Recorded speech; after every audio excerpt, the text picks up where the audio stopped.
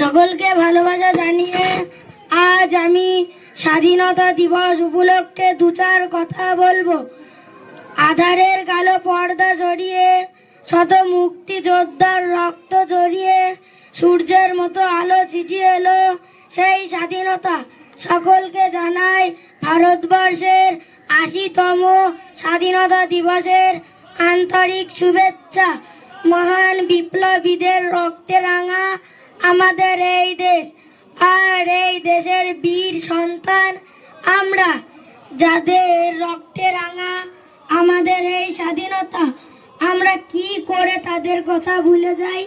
নেতাজি সুভাষ চন্দ্র বসু, ভগৎ সিং, ক্ষুদিরাম বসু, চন্দ্রশেখর আজাদ, আরো অনেকেই স্বাধীনতার স্বার্থে সংগ্রামী, যারা নিজেদের জীবন শেষ বিন্দু পর্যন্ত লড়াই চালিয়ে গেছেন দেশের স্বাধীনতার স্বার্থে।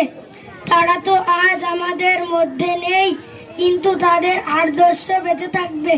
তবে তাদের আদর্শকে নিয়ে চলতে হলে সঠিক মানসিকতা, আমাদের সঠিক মানসিকতা তৈরি করতে হবে। আমরা যুব সমাজ দেশের উন্নতির কারিগর, তাই আমাদের প্রতিজ্ঞাবদ্ধ হওয়া উচিত সেই সমস্ত মহান বিপ্লবীদের বলিদানকে আমরা কখনোই যেন ভুলে না যাই। নিজেদের জীবন উৎসর্গ করে তুলে দেওয়ার স্বাধীনতা যেন কখনোই ভুলে না যায়।